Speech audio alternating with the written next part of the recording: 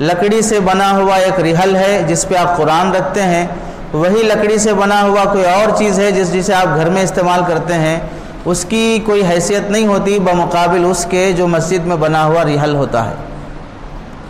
تو یہ وہ باتیں ہیں جو ہر آدمی اپنی عقل سے سمجھ سکتا ہے، اسے سمجھانے کے لیے قرآن حدیث کی ضرورت نہیں ہوتی ہے۔ اللہ کے نبی صلی اللہ علیہ وسلم مکہ مکرمہ میں جس گھر میں پیدا ہوئے ہیں، ہم میں سے کسی بھی مسلمان سے پوچھا جائے وہ گھر اللہ کے نبی کا، وہ حجرہ،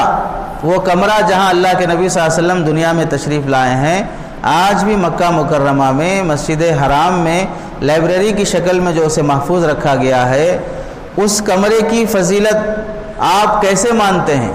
تو ہر مسلمان کا یہی جواب ہوگا، یہاں ہمارے نبی پیدا ہوئے ہیں، اس واسطے ہم اس کمرے کو افضل سمجھتے ہیں،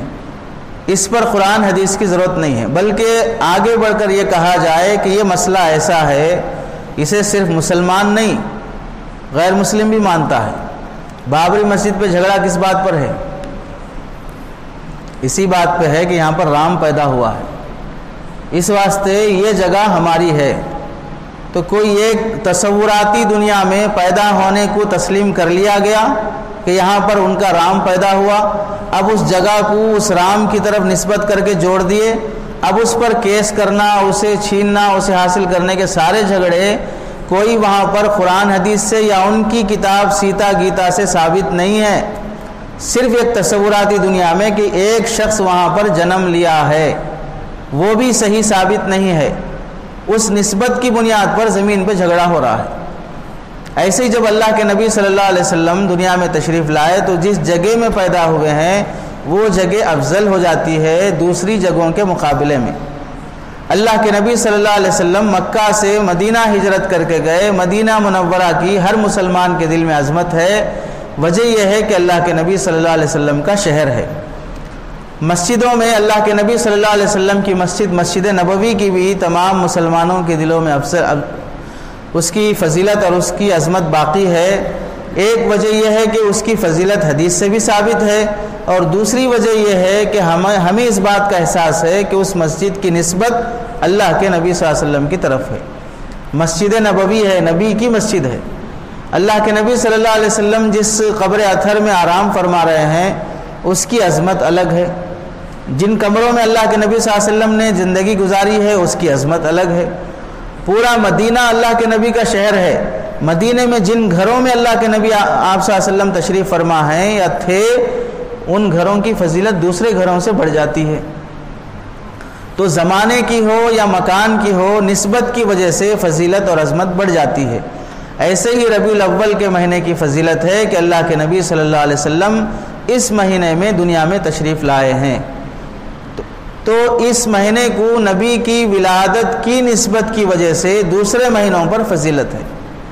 رمضان کا مہینہ فضیلت والا ہے، قرآن سے ثابت ہے۔ ذی الحجہ کا مہینہ فضیلت والا ہے، قرآن سے ثابت ہے۔ 4 مہینوں کو اللہ تعالیٰ نے اشہر حرم قرار دیا ہے، محترم مہینے، ان کی فضیلت قرآن سے ثابت ہے۔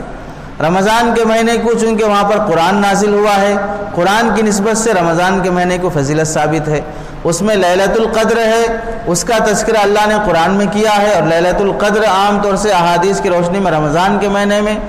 آخری عشرے میں، تاخراتوں میں، مختلف روایات کے اعتبار سے، تو اس مہینے کو دیگر کئی وجوہات سے فضیلت حاصل ہے۔ ربیع الاول کے مہینے کو اس اعتبار سے فضیلت حاصل ہے کہ اس مہینے میں اللہ کے نبی صلی اللہ علیہ وسلم دنیا میں تشریف لائے ہیں۔ آپ جس مہینے میں پیدا ہوئے،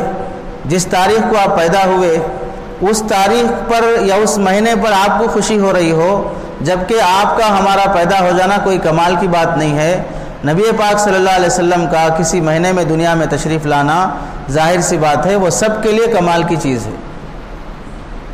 اللہ رب العزت اگر چاہتے تو اللہ تعالیٰ اللہ کے نبی صلی اللہ علیہ وسلم کو رمضان کے مہینے میں بھی پیدا کر سکتے تھے، جمعہ کے دن بھی پیدا کر سکتے تھے، شب قدر میں پیدا کر سکتے تھے، نصف شعبان میں پیدا ہو سکتے تھے، ذی الحجہ کے مہینے میں پیدا ہو سکتے تھے، عید کے دن پیدا ہو سکتے تھے، کوئی اور دن بھی ہو سکتا تھا، کوئی اور رات بھی ہو سکتی تھی، کوئی اور مہینہ بھی ہو سکتا تھا،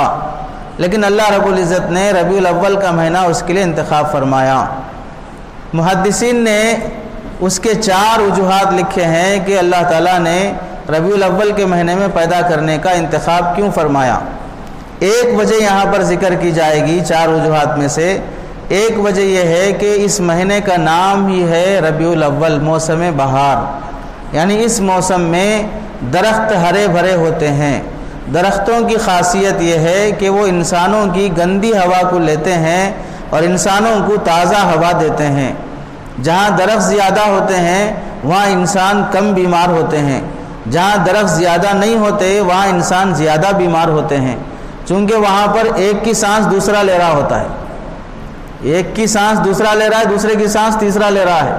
تو ہر ایک دوسرے کی گندی ہوا لے رہا ہے، باقی درخت آکسیجن نہیں چھوڑ رہا ہے، اس کی طرف سے کوئی تازہ ہوا نہیں مل رہی ہے۔